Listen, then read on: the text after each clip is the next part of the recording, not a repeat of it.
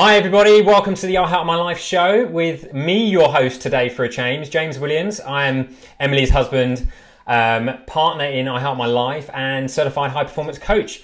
And I'm really honoured today to be presenting this show for the first time, especially with one of the most amazing guests I could have hoped to have had on this show. We are very lucky today to have the incredible Dr. Greg Wells, Ph.D. with us today. Greg is someone that Emily and I had the pleasure of seeing talk twice now at the annual Titan Summit and has really inspired both of us in such a big way. Greg is a physiologist, an exercise medicine researcher at Toronto's Hospital for Sick Children, a professor of kinesiology at the University of Toronto.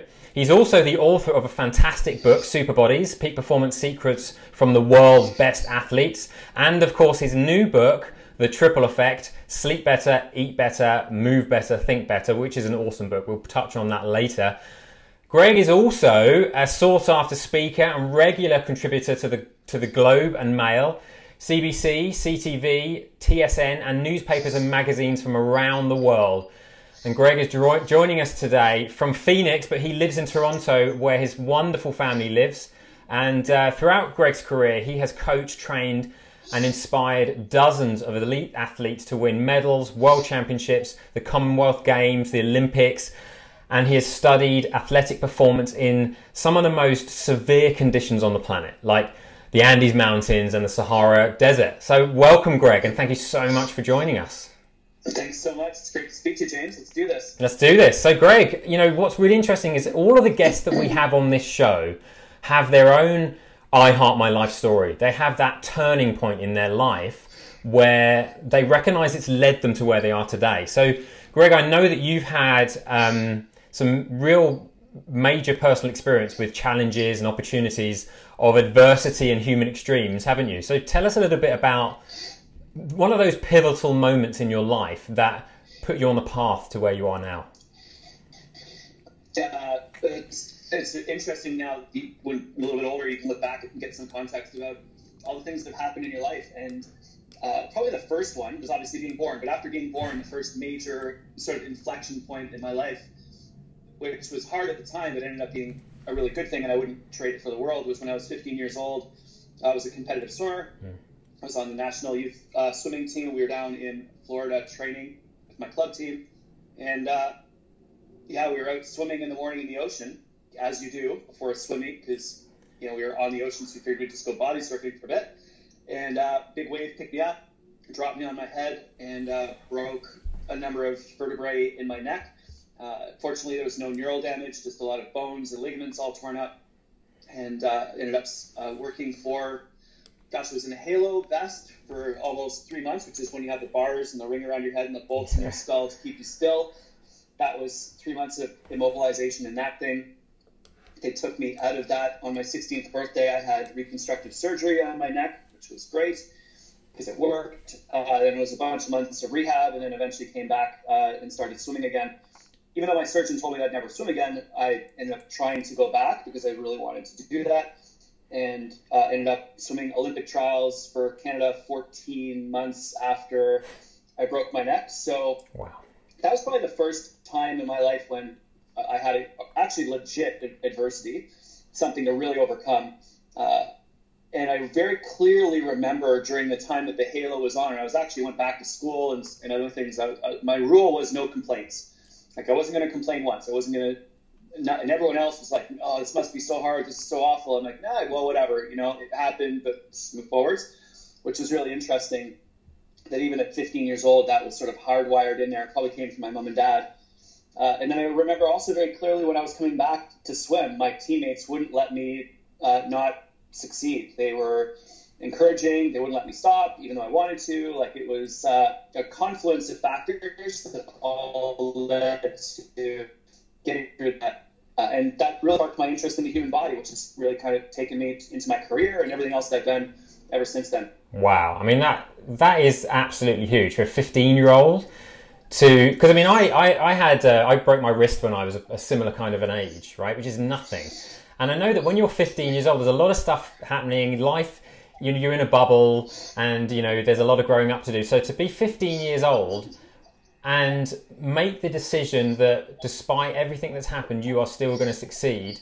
And you mentioned two important factors there. There was this refusal to give up, and of course your teammates, which is, it speaks to, you know, what's really important for successful people, right? Is who you're surrounded by and mindset. So first of all, just hone down on what it was that you were thinking when you were told you're probably not going to swim again for a start, let alone compete.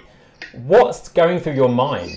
There was a couple points. I remember when I was lying in the emergency room, and they said, "Okay, don't move."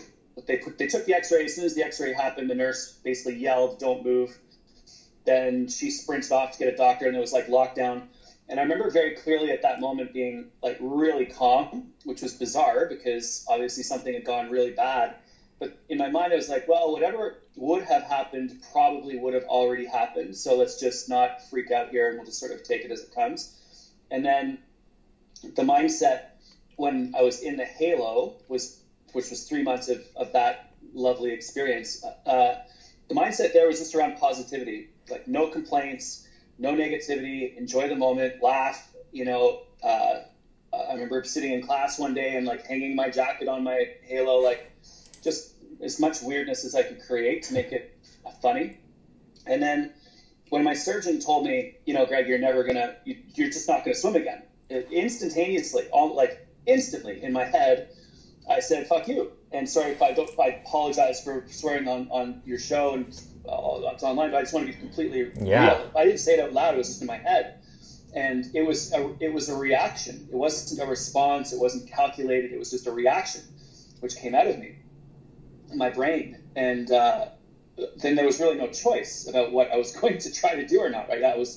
I was going to try to come back to be an athlete again, and probably because that's all that I was. My identity was wrapped up in being an athlete at that time, so there's probably no other way for me to perceive of myself. So, right.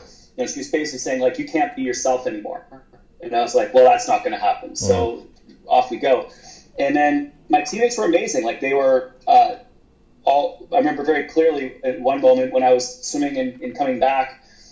We were doing a long set, and I stopped, and one of my teammates did a flip turn, just basically hit me with his feet as hard as he could, and I was like, "Dude, what are you doing? You can't smash me like that." He's like, "Don't stop." It's like, "Oh, all right," and off we went and continued to finish the set. So it was a whole bunch of different environmental factors. It was being true to my identity at the time, even though I wouldn't have thought of it in those terms. It was a reaction, and then this relentless positivity that I believe enabled me to do what, you know, hypothetically probably shouldn't have been possible at that point in time, even though it was, which is another sort of interesting factor. I think we put limitations on ourselves all the time that may or may not be actually real, that may or not, and I think that even more frighteningly now as a parent, I think we do that to our kids sometimes, which is even worse. So I'm really just trying to wrap my head these days around living a limitless life, and just no barriers, no limitations, no fear, and try to learn from that experience that happened almost 30 years ago, but now actually put it into play for myself and for my family. Yeah, I mean, it's so incredible that, like you said, unconsciously, you weren't consciously like you would be now performing, a positive mindset ritual to make sure that you're going in the right direction. But what it really speaks to is that when challenge hits, when something really, really challenging in our life hits, that our reaction is a result of our mindset previous to that point.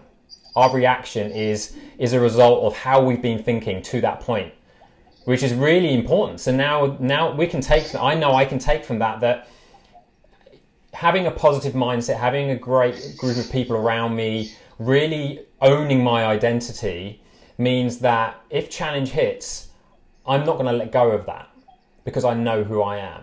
And so it really says to me, and I'm sure to the listeners out there, that you really knew who you were and what you wanted as a 15-year-old. Yeah, there's no question. Like in my mind at that time, I was making the Olympic team in swimming. Like there was nothing else. I went to school And I got good. My mom and dad were like, you have to get 80%, which is an A, I don't know, or 4.0, depending on your system. If you get 80% or above, you can keep swimming. So I got 81 every single year. Like there wasn't trying to overachieve. I was just getting the job done so I could get back to the pool as fast as I could. And that's sort of the foundation for that. But I love the fact that you mentioned challenge, because that really is something that I've spent a fair bit of time thinking about, because ultimately what I think I did in hindsight after 30 years of contemplation about this was that I pivoted from threat to challenge. And that's what I think your listeners can take away. Like, okay, you broke your neck, fine. How does that apply to me? I think that all of us are faced with threats in our life, whatever that happens to be. It could be financial problems. It could be a relationship problem. It could be a challenge at work. It could be an illness. It could be anything. And I think the easiest way to instantaneously move yourself into a positive direction, because we can always overcome challenges in our life, I believe, most of the time. Sometimes you can't, but most of the time you can, is to pivot from perceiving the environment or perceiving the situation as threatening to you. And as fast as if it's a saber-toothed tiger, it's a threat. But if it's like, let's call it financial problems, that's a challenge to overcome, which can be overcome by implementing certain actions to move yourself out of the threatening situation into a pathway that you can begin to overcome those obstacles. So whenever something happens to you, I would recommend that you take a moment, step back, go for a walk, take a few deep breaths, go sit by yourself in a room, close the door, and say, okay, how can I shift into a challenge? How can I overcome this? What do I need to do right now to move myself in a positive direction? And that might be an incredibly difficult thing to try to do, but ultimately that's the way to operationalize what we've been talking about. It's incredible, and it's amazing how much we can learn from the way we show up when we're younger, and we tend to act in a much more instinctive way. And so I can really see how that's led you to where you are now in terms of really wanting to understand, okay, I made a really great choice there. And actually, I know I was watching a documentary with Jim Carrey and how he was very similar. He decided that he was going to be successful. And when you make a decision, no matter what gets in your way, it's incredible what you're capable of achieving. And so, you know, when I think about all the different roadblocks that can potentially get in our way when we're a teenager, you know, hearing your story is so inspiring, because it's just proof that when you really want something, even if you hadn't have managed to compete again, when you really want something, it's incredible what you can achieve.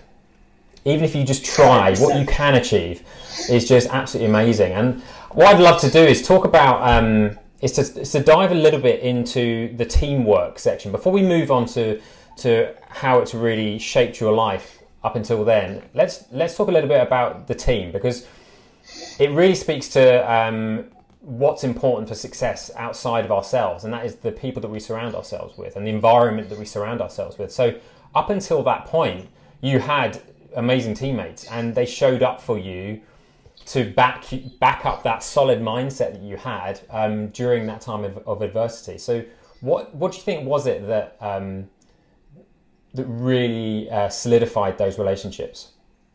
Yeah, it's really interesting, because I've tried to recreate that pretty much for the rest of my life, and I'm still great friends with all of those people 30 years later. In fact, just before this trip to Phoenix, I was in Calgary, and I was hanging out with one of my swimming friends, and next weekend I'm going back to Calgary, and I'm hanging out with more of my swimming friends, and we actually all moved to the same area in Toronto where I live, so I've got 4 or 5 close friends. Actually, like, our family settled in the same places, so clearly there's something pretty powerful there that I'm very, very fortunate to have had early on in my life. And, you know, in hindsight, when I think about it, there's some really interesting things that we did.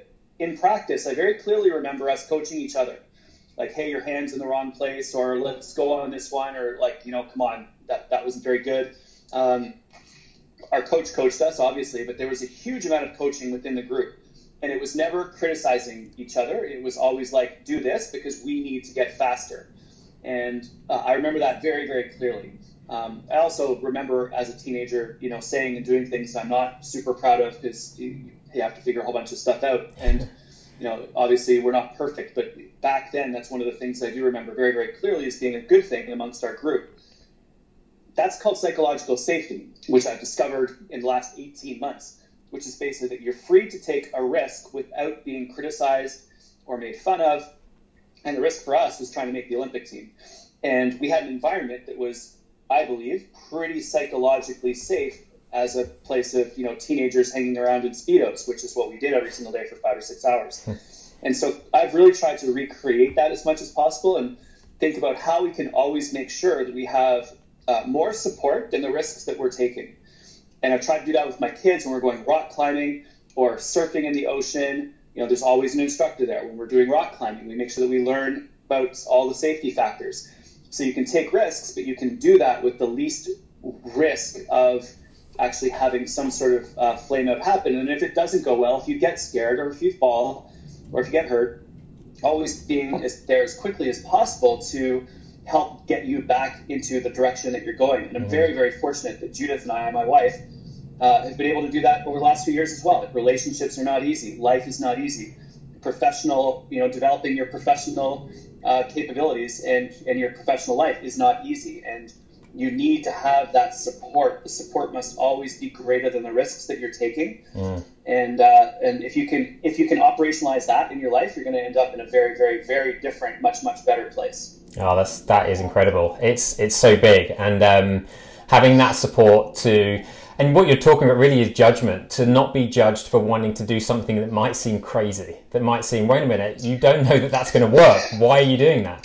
And actually, my dad actually said this to me in the last few years. He said, one of the major differences between you and me, James, is that you went ahead and did things even if you didn't know if they were possible or not. And it's really interesting. So that group of people around you weren't judging you for wanting to go big. They weren't saying, what are you talking about, compete in the Olympics? What are you talking about? They were like, yeah, let's do it. It's that kind of, let's all be crazy together and go massive, go big or go home. And I think that in conjunction with such an amazing confidence and mindset and determination and obsession with achieving your goals was pivotal.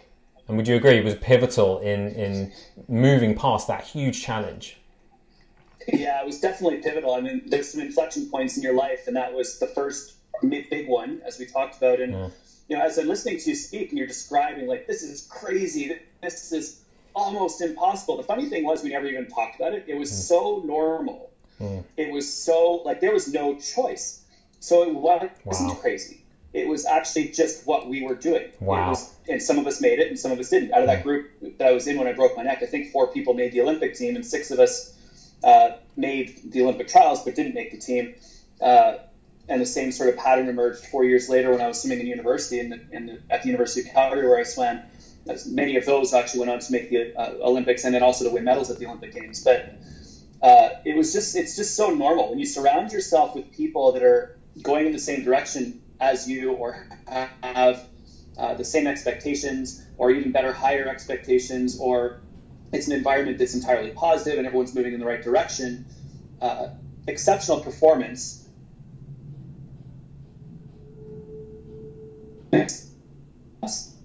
There's choice. There's no other thing. It's just what you do on a daily basis. And so if you can do an audit for the people that you're spending time with, of the environments that you're in, perhaps your workplace, who are you surrounding yourself with? Who do you go out for dinner with? Can you create a circle of genius around yourself, as Robin Sharma says, or a dream team of people that support you, as sort of emerged out of the example of the 92 Olympic team when all the greatest basketball players in the world went and played together for Team USA, Michael Jordan and Magic Johnson and Larry Bird. Like, it was just an incredible dream team. Imagine if you could create that for yourself in whatever it is that you're trying to do. Find a great gym to go to get fit. Find a group of people to walk with on the weekends. Find a group of coworkers who are really interested in trying to be great in your career, and just immerse yourself in those environments, and success becomes not only easier, but like inevitable. Like, you can't help but do well when you're surrounded by those people, because there's no other option other than just trying to be the best that you can be in that whatever environment you happen to be in. Yeah, I love that. Rise to the level of your associations. Right? It's like if I play tennis with someone who's better at tennis than me, I will play better tennis, and it's such an important message for life in general, right? So we're going to take a short break now, and when we get back, I'd love to talk a little bit about how moving past that into your later years, it allowed you to take those big risks. It allowed you to go for those big challenges, those big adventures, and strive for things that the less adventurous of us might think is just crazy again, right? So we'll be back after this short break. Hi everyone, welcome back to the I Heart My Life show with me, James Williams, and my amazing special guest, Dr. Greg Wells, Ph.D. So Greg, before the break, we were talking about how this amazing challenge that happened to you when you were 15, breaking your neck, but still striving forward with that incredibly positive mindset, that incredible team of people around you, resulted in you not only swimming, but competing at a very high level. And what I'd love to talk about now is how moving on to your 20s and 30s, that confidence, that ability to really push your boundaries allowed you to take part in an amazing expedition called the Tour de Freak, which you were telling me briefly about in the break. So tell us a little bit about what that is and what inspired you to do something so incredibly brave. Yeah, I don't know if it was brave so much as it was stupid, but I'll take the brave thing. I'll just remember that one. I'm going to use that one forever after this. So in 2000, I went to Africa to go visit my sister who was working there for the UN in Rwanda. And we spent some time in Tanzania, which was amazing. I absolutely loved it. Did the safari thing, like just adored being in Africa. I just loved that environment. And so 3 years later, as I was finishing up my doctorate at the University of Toronto, my dad heard an interview on the radio with a gentleman named Henry Gold, who was going to ride with a group of people from Cairo to Cape Town, first time it had ever been done in history. So they were going to try to be the first group to cycle all the way across Africa, which is pretty cool. And I was really into cycling at the time. And so my dad called me and said, look, you got to listen to this interview with this guy, Henry. He's going to go ride his bike across Africa. Like, you like Africa, you like cycling, this is crazy. You should listen to this interview. So I caught the last seconds of it. And then I was like, well, I'm just going to call this guy. So I called up Henry, found out that his office was on the road, probably about 2 kilometers away from where my office was at the time when I was finishing up my doctorate. And he's like, yeah, come on over. And I went into his office. There's this huge map of Africa with the route written in a highlighter, which was about as much investigation as had been done. And those routes that are on maps are not the same as the routes as the roads that are on the ground, believe me. And he was like, yeah, sure, you should come with us. And I was like, well, that's cool. I got $10,000 of space left on my student loans, fired up. So I graduated, couldn't get a job. So I was like, I'm going to Africa. So I defended my PhD in February in Toronto, minus 30 degrees when I left. Flew to Cairo to meet the group. They'd already departed at that point in time, so I was a few days late because I had to finish my PhD. So I flew into Khartoum, Sudan, in the middle of the Sahara Desert, plus 52 degrees my first day there, so an 80-degree swing. Wow. And started cycling across the Sahara Desert. So that's basically how that happened, and it's just a confluence of things. I had the right amount of money lying around. I had time off because this was going to be a 4 to 5 month expedition. I didn't even have an apartment back home. Like, I put everything in, gave away everything, sold everything. I literally in my entire life owned a bicycle, a tent, and some cycling clothes. Like, that's the extent of my existence at that point in time. And it was one of the coolest 5 months I think that I will ever have in my entire life. Wow, that's amazing. So many questions pop to mind about that. It's like, you know, in terms of using that as a metaphor for wanting to really go full on for a dream, really go full on for something, an adventure, a journey, whether it's an entrepreneur starting a new business or someone just doing something really big and going all in, not really knowing whether it's possible, probably not even thinking about the how. Quite often me and Emily say the how is not your business. If you've got the passion Yeah. and you've got the intention and you've got the drive to do it.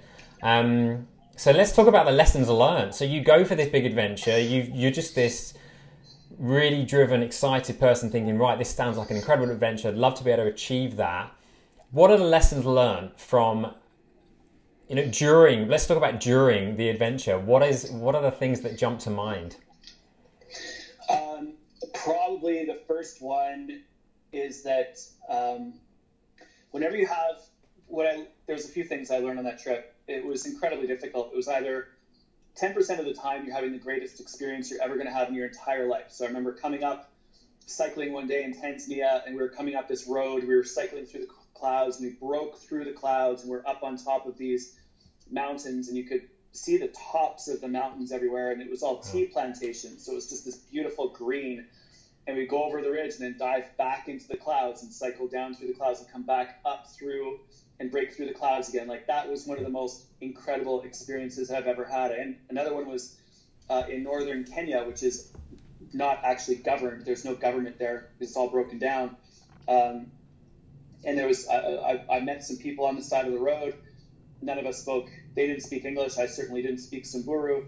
And they took me back to their village, and I ended up spending the day there by myself. No one knew where I was. And there was dancing, there was guitar, there was tea. Like, it was crazy. And ultimately ended up, making it back to camp way out there. Everyone was freaking out because they didn't know where I was. And that in and of itself was like the most authentic, real. People were screaming because they'd never seen a white person before. Like, it was nuts. And really, really cool. So you've either got that, or you're lying on the side of the road in Malawi after having crashed because you get hit by a cow, which is another story. And you're the whole side of my body's torn up. I'm bleeding everywhere. I can feel infection going into my system.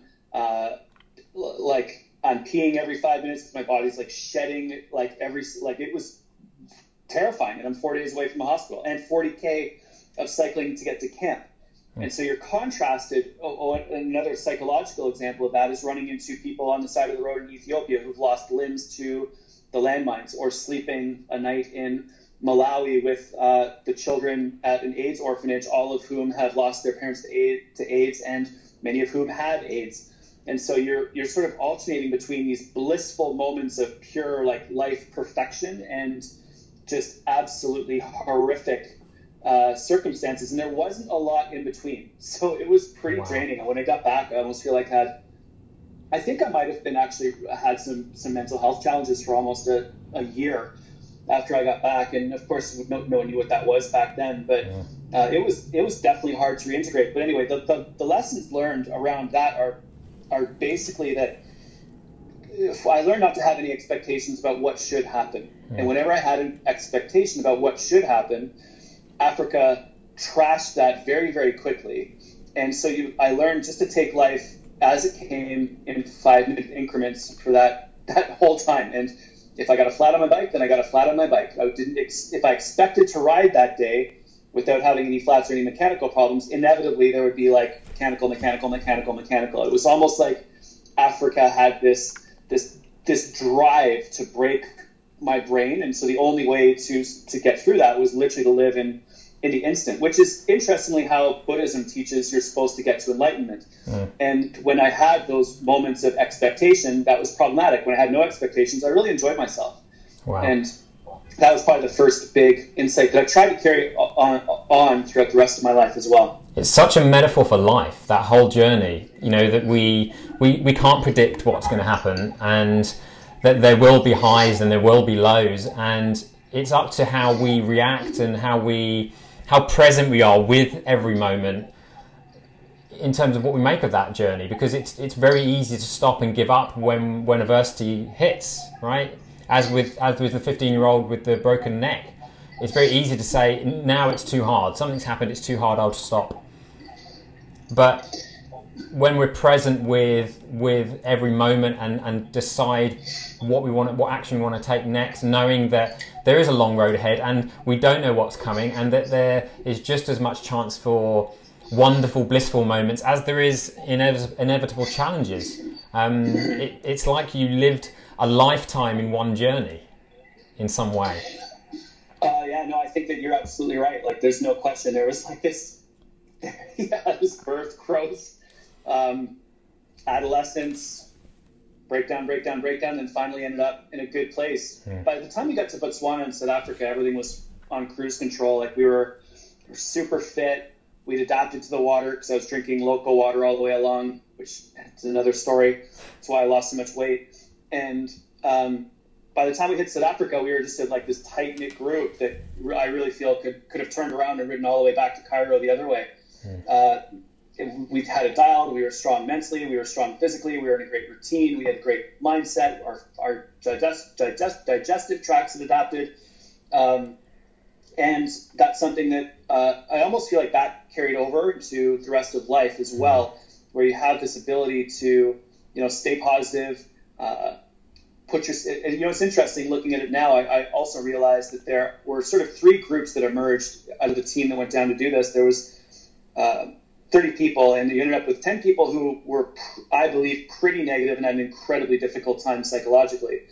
And then another group of people who are plus or minus a little bit here and there. And then another group of people that were pretty aggressive with riding fast and were, I believe, quite positive most of the time. And I ended up spending most of my time in that group again. I think I kind of gravitate towards those types of groups of people, not the higher achievers, because there were some super slow people that rode 10, 12 hours a day that stopped for tea with the locals everywhere and took pictures of all the trees and had the greatest experience. So it's not necessarily about speed. It's about, enjoying life or being positive with life or maximally absorbing what's happening to us around us as we go through our lives. And those are the people that I ended up gravitating towards, and we all ended up gravitating together, and the three groups sort of emerged. So once again, in a very challenging situation, it was the team environment that ultimately ended up creating a situation where it was pretty easy at the end to finish it out, close it out, and ultimately for 8 people on that expedition, not being one of them, to be in the Guinness Book of World Records for the fastest human-powered crossing of Africa. Wow, that's amazing. That's absolutely incredible. So in the last 5 minutes, before we go for another break, let's talk a little bit about, you said that when you finish that trip, it's such a mental journey, and there's a lot, like, I can't even imagine what was going on in your mind when you got back. And you said that that you had some mental challenges for a while because you'd experienced so much, so many highs, so many lows, seen so many things.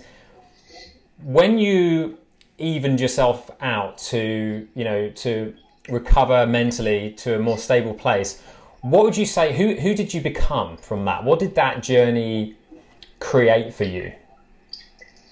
Wow, that's a deep question. Who did I become? I think probably the best way to answer that question would be to describe a situation that occurred not too long after I got back. And I live in this area of Toronto called the Beaches, and I got back. It's on the lake, and it's really nice, and there's some coffee shops and stuff like that. And I got back, and one morning I was sitting outside one of my favorite coffee shops, having a tea or whatever, and the sun was at the perfect angle. The sun was just coming up, and a truck drove along the street spraying water onto the street to clean the street. And I just spent 5 months worrying pretty much 16 to 18 hours a day about where am I going to get clean water. And most of the time I didn't get clean water. And as a result, I was quite sick on many different occasions. But that was pretty much the only thing we worried about on a daily basis, consistently the whole time that I was gone, clean water. And I'm watching this truck go by spraying clean water to clean the streets.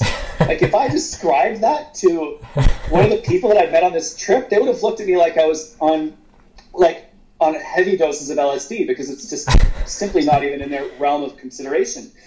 And I saw that, and I was so angry and so upset, and so my mind broke in half, and I'm like, oh my God, we are so insanely wealthy here, and we have absolutely no idea. We have no context. We have no understanding. I believe that that's true in our world today.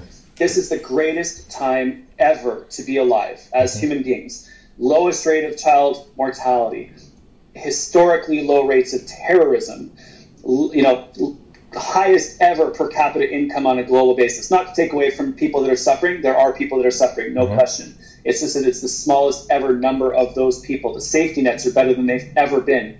And yet we focus on the negativity. And I think that that's definitely something that emerged from that. Like, who did I become? I think I had ended up in a place where it's easier for me to put the situations that I'm in or that I see around me into some sort of a context that enables it just to be easier to deal with, I guess. And I've been trying to do that with my family as well. Like, I take my family to Nicaragua for vacations quite often. I meet my wife, go on vacation in Nicaragua, and our kids come along with us. And I remember one situation, I took Ingrid, my daughter, to visit a local village near where we were staying. And we took a horse-drawn cart into the village, and they walk to go get their water. There's no real electricity. They're on wood-burning stoves. Like, it's pretty rural and third world. And she loved it, and she hung out with the kids, and we played, and we had some of their food and all those other things. We got back, and at one point she's young, she's still only 7, but she was complaining about something like her doll wasn't working right. And I was like, sweetheart, do you remember the family that we visited in Nicaragua? And she's like, yep. I'm like, did you see any of those girls with dolls? And she's like, well, they had a couple sticks. I'm like, okay, so there's do you really think this is worth worrying about right now? And she's like, no, I'm good. And so that's like a micro level, sort of something that came out of the whole Africa experience that I think is going to carry forward. It's just really, really appreciating how awesome it is that I won the genetic lottery of being born in Canada.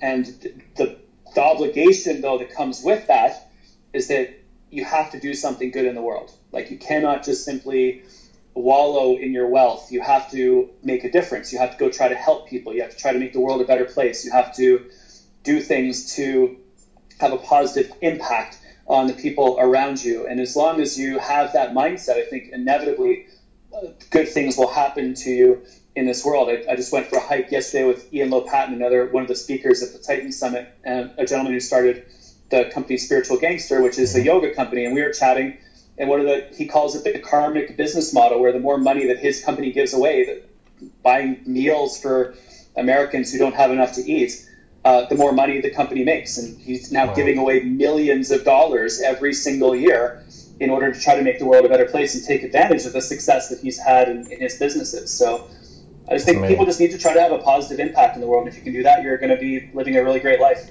I totally agree. And it's isn't perspective the greatest gift you could ever give your child or anyone, right? To gain for yourself. That huge amount of perspective and clarity. And I think it's easy to recognize the times in our lives where we may have been in a bubble and been, so involved in things that we think are major problems in our life. And then if we can do all we can to burst that bubble and actually gain some massive perspective, it's so much to be grateful for. But as you said, grateful for in our own lives, and then grateful that we get to use the opportunities that we have to make a massive impact in the world. And so it seems to me that the gift that you've been given by all your challenges is such a massive amount of perspective that you realize the impact that you genuinely can have in the world and are having in the world. I mean, if we could talk for hours and hours and hours and hours on this call, everyone would get to realize how much impact you've already made. We're going to be stopping for one more break. When we come back, I'd love to talk about, there's one more, well, there's many challenges that we all face in life, but there's one more challenge that I'd love you to talk a little bit about that I know is a really important one to do with your health, that we'll talk about when we get back from the break. Until then, we're going to take a short break, everyone, and we'll see you in a moment. So we're back, everybody. Welcome back to the I Heart My Life show with myself, James Williams, and my amazing, very, very brave guest, Dr. Greg Wells, Ph.D. So Greg, before the break, we were talking about this amazing journey through Africa that you took, the huge amount of perspective that gave you on the world, on life, on how blessed we are to have the lives we have and have the opportunity to make an impact in the world for those less fortunate. Moving on in your career as someone who'd now had all this drive and all this passion and all this knowledge and perspective around the impact that you could make with all the knowledge that you have, all the knowledge and the education that you have, it led you to write a really fantastic book, Super Bodies, which I love. It really is an amazing representation of what we are capable of, especially from the mouths of athletes. And around, I think was it around that book or after that book that you suffered a major challenge in your life. Tell us a little bit about that. Yeah, that was the summer of 2012. So in Canada, I commentated at the 2010 Olympics, which was in Vancouver, home Olympics, and that was amazing to be able to do that and shine a light on those athletes. And take all the work that I've been doing with athletes for 20 years and leverage that into showing Canada how the athletes are able to do what they do, and then subsequently ended up commentating London as well in 2012. And after 2010, I was able to write a book, and the book came out in and around that time. We also were selling our house and moving that summer. In fact, we moved into our new home the day that the limo came to pick me up to take me to London. There's boxes everywhere. It's why my wife is like, anyway, so supportive of everything that I do and patient. And that was one that I'll forever be in debt over. So yeah, new book, commentating the Olympics, moving houses, building new labs at U of T where I was working. It was just like everything that could happen in life happened in that block of time. And so I wasn't taking care of myself. I was still running, but I was not sleeping very well. We were eating on the go, totally stressed out, exhausted, like just burnt, completely smoked. And my daughter was at daycare, and she picked up a cold. And she got this virus that I ended up getting. And instead of giving me a cold, it went straight into my heart. And I ended up with viral myocarditis, which is brutal because you end up with stabbing chest pains. You end up not being, I would like walk up one flight of stairs and have to take 3 to 4 days in bed. I was that tired and that exhausted and in that much pain.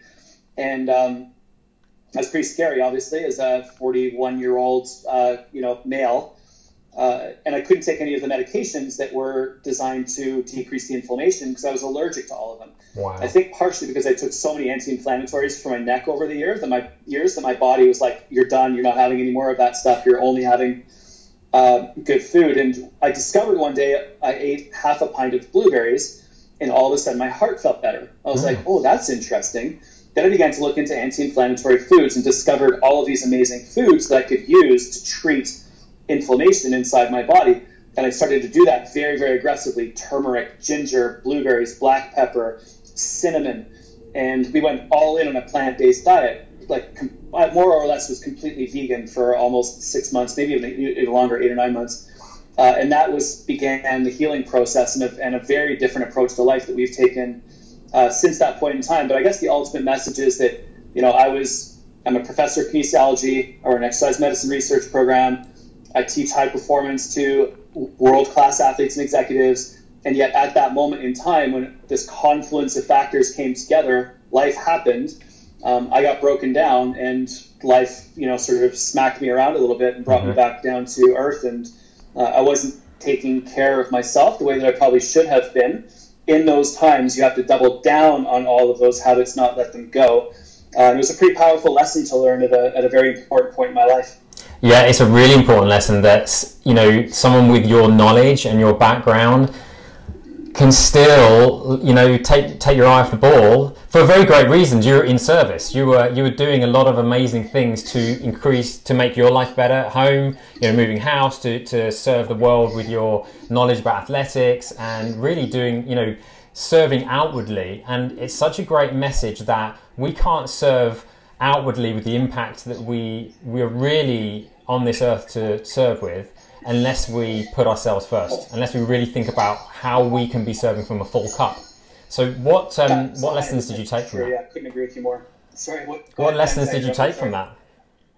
I think it was just that. I think that the idea of being a servant leader is very different, and that you have to take care of yourself before you begin to take care of other people. And that's really difficult for me to wrap my head around. And I'm sure it's very difficult for a lot of your listeners to wrap their heads around that. Let's say if you want to be the best parent that you can possibly be, you can't be running on empty. You've got to be eating well. You've got to be taking some time for yourself every day to learn. You've got to be taking some time every day for yourself to exercise. And it's only if you're doing those things that you can be the best for your partner, for your children. Same thing applies to teachers. I do a ton of work in schools these days, and teachers run themselves ragged, principals run themselves and burn themselves out. And the problem there is, let's say that you have a student walking into a classroom who's in crisis, or if it's a parent analogy, it's your daughter comes in from school and she's in crisis because of something that's happened at school. If you are in crisis as well, if you are in a bad place yourself, if you're tired, if you're burned out, if you're frustrated, if you're angry, that will not go well. it will be a total train wreck for all involved, potentially with lifelong negative implications.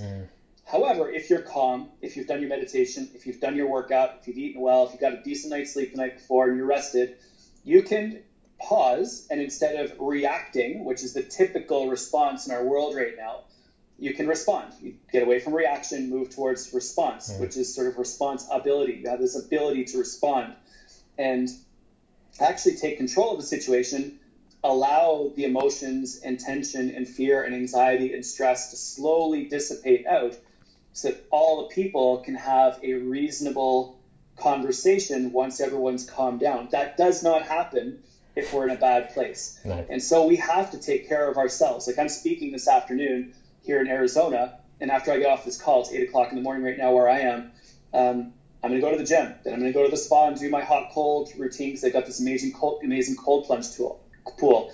I'll come out. I'm going to pound a whole bunch of water. I'm going to have a tiny little snack so I can go out on stage and crush it and hopefully make a difference for the hundreds of people that are coming this afternoon to learn about health.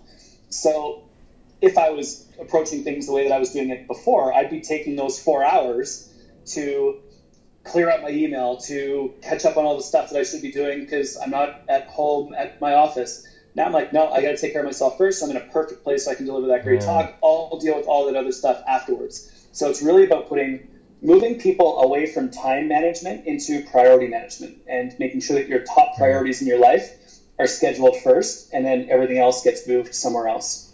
That's a really big message for all the lifers listening to this show, is move from time management to priority management.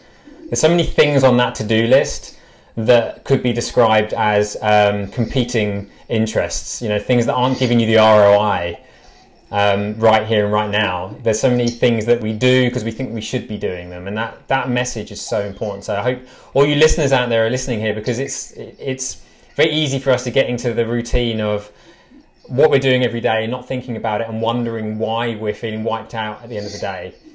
If you can take a look at and be conscious about the task that you're doing, everything you're doing, and really think about, do I need to do this right now? Is there something more important that's going to allow me to finish my day feeling like I've been effective, feeling energized, feeling that I can have a great night's sleep and have an even better day the next day? It's been so great talking to you, Greg, because listening to the beginning of the journey where you were a 15-year-old and you came against this challenge and the people around you had such a huge impact, and then moving through your life, you're at a point now where you now have responsibilities. You have a wife, you have a daughter, you have a lot more people that you're serving than you were when you were 15. So you have the mindset that you had of a 15-year-old where I'm going to go big, I can do anything I need to do. But now there's the kind of, like you learned when you were 40, right? There's that kind of, well, wait a minute, I can't just go big and go massive like I did when I was 15. I'm now learning the lesson that I need to take care of myself as well if I'm going to go big and go massive. And it's such a beautiful journey that you've been on to look at that. And you talk a lot about it on stage, and it's what's really important is you've learned along the way that mentality to just always look back and say, what have I learned from this scenario, and how can I continue to grow and serve at the best of my ability so that I can maintain that ability to just go big? It's really inspiring. It really, really is. So let me ask you one question. If we could summarize, Greg, right now, would you say you're living a life better than you dreamed of? When you were 15 years old, you're looking ahead. If you were to go back in time, are you living a life better than your dreams right now? So first of all, thank you for all those super kind words. I really appreciate it. It's a great way to start my day, listening to stuff like that. It makes me feel like I'm not, it makes me feel better about the fact that I'm here in Arizona instead of at home with my family. So it's really cool that you said that. Thank you. Am I living a life that's better than I ever dreamed of? Yeah, for sure. Absolutely. But to be completely honest, I only really started to feel that way about 6 or 7 years ago. And I only really now am confident and happy and really feeling that that's actually happening. And I'm 46 now. It took a long time. It took 14 years of university. I added up one day how much money I've spent on personal development, and it's like ridiculous how many courses I've taken or conferences I've gone to or It's just nuts. And like I said, I really only feel like it's working recently. And so people need to be patient. Like, it's not going to happen overnight. I'm for sure living a different life than I ever dreamed possible. The life that I'm living right now, I wouldn't even have been able to comprehend even in 2010 and 7 years ago. So 8 years ago now. And it's just all coming together. It's really, really cool. It's super hard. I work a lot. I'm tired. I travel all over the place. Like, I'm on my 10th time zone this month. It's crazy. It's not easy parenting. It's hard some days. You get super frustrated. It's not perfect. Judith and I have got an amazing relationship with my wife. I love her dearly, but we have times where we're angry at each other, right? Like, it happens. Yeah. There's very, very difficult things that I've gone through at work over the last few years, sorting out my career, which is not the easiest thing in the world to do. And so people have to understand, like, you and I are talking about all the perfect things right now. Everything's gone great. It's that you've overcome this challenge and you've ridden your bike across Africa. And, but at the end of the day, like, it's a daily battle to do the right thing and to create the right situations and to install the right habits and to have an impact. And sometimes it's the greatest thing in the world. Other times it's just a struggle. And so if you're feeling, people listening, if you're feeling like it's a struggle, then that's totally normal. It's totally okay. People only post the good stuff on Instagram. Don't worry about it. They don't post the train wrecks. Sometimes they do, but it's not very often. And so I just ask people to be 1% better every day. If you can just be a little bit better every single day, that's the key. That's the foundation behind the book, The Ripple Effect, that I wrote. And that's 15 minutes. So if you can spend 15 minutes a day doing something that's going to make you a better person, that's a great place to start, and everything will take off from there. And just be patient. It takes time, but anything's possible if you set your mind to it. Yeah, and that's a wonderful message. It's I have read The Triple Effect. It is, what's wonderful about this book is that it is so implementable. It's so simple to understand for someone that hasn't really thought about how to sleep better, how to eat better, how to really be a more vibrant, more present, more healthy person, and wants to be a more vibrant, healthy person. It's really readable. It's a great book, and I'm obsessed with this stuff, so I will read the really heavy stuff as well. But I love this book, and I've shared this book with a lot of friends of mine. And so it's definitely something to read. Who doesn't want to sleep better? And it's amazing how we take for granted, oh, I just don't sleep very well, or I just ache in the morning. And we just take for granted the things. Well, the good news is, and I'm sure Greg will agree, you don't have to take any of these things for granted. There's something you can do to feel better, to sleep better, to eat better, and to enjoy it. Like, when it comes to food, we don't have to make food punishment. We can eat great food. It's just understanding what benefits are going to come from eating the right types of food at the right time. And it's actually really enlightening. I think a lot of people might be scared to read a book like this because they think that it's going to tell them what they can't do. And the good news is that it's not. You can do anything you want to do, and you can be vibrant and your best self, and you can have adventures and be brave enough to take the steps that Greg's made in his life. I think about everything you just said, that life is better than your dreams right now, and it's taking you a while to get there. But like that journey to Africa, life is hard sometimes. It really is. And I think the difference is, like you said, how are we going to respond when we do hit those crushing, hard moments? How are we going to respond? And all those journeys that you've taken have really inspired me and really inspired the listeners to realize no matter how bad things get, you have the ability to respond in a way that's going to allow you to grow and appreciate your life. So Greg, what I'd love to know is, as you described in the last 6 years, your life really is at this point now better than your dreams. So tell me, if you could pinpoint, what is it about your life that gives you that perspective about your life right now?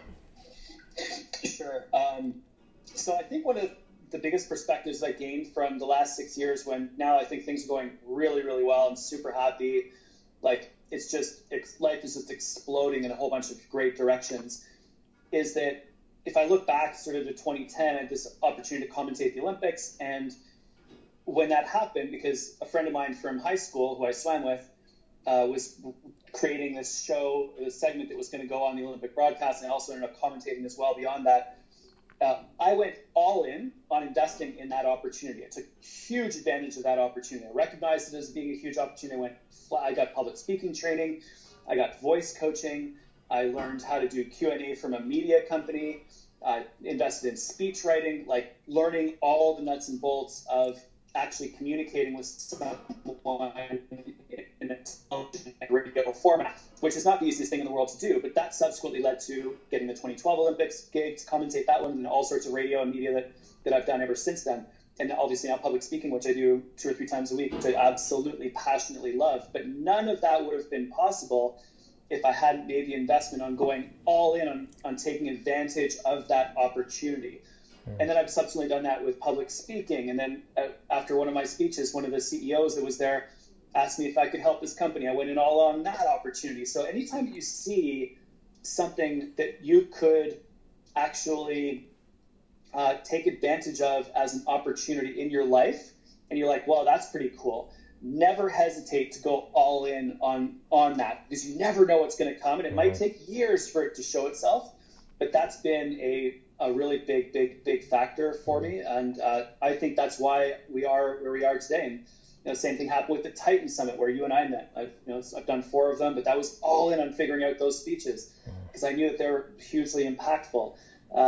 So yeah, it's just that's really become the mantra lately. It's just been recognize the opportunities. If it's a cool opportunity and it's a heck yes opportunity, then you go absolutely all in on that and try to get rid of everything else that isn't going to contribute to you taking advantage of and moving your life in a different direction. I think that's really why things are going so well at the moment, and not, knock on wood, it keeps happening. But yeah, that's where we are today, and that's the attitude I've got at the moment, and it seems to be working really, really well. That's amazing. So lifers, listen to what's being said, is go all in, recognize those opportunities, which starts with that huge amount of perspective and awareness of what's going on in our lives. The more awareness we have, the more opportunities we notice. We see those opportunities, grab them with both hands and go all in, and just, even if it's scary, even if you don't know if it's going to work out, like that trip down to Africa, you recognize that this would be amazing things, just grab it and go for it. And it's just so inspiring, Greg, and it's really wonderful to have you on. So for those people that are experiencing you for the first time on the I Help My Life show, how can people find you? Best place is through my website, drgregwells.com. Connect with me on any of the social media. They're all at drgregwells.com, Instagram, Facebook, LinkedIn, Snapchat, Twitter. They're all there.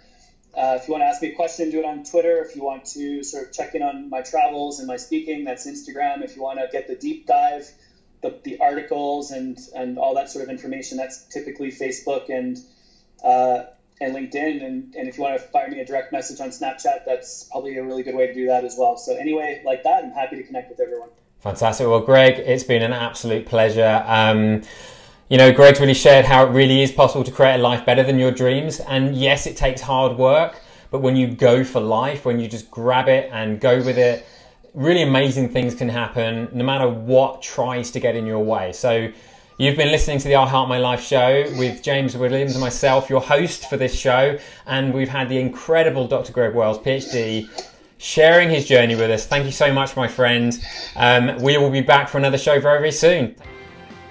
Thanks for tuning in. Be sure to follow me on Facebook and Instagram at I Heart My Life Now.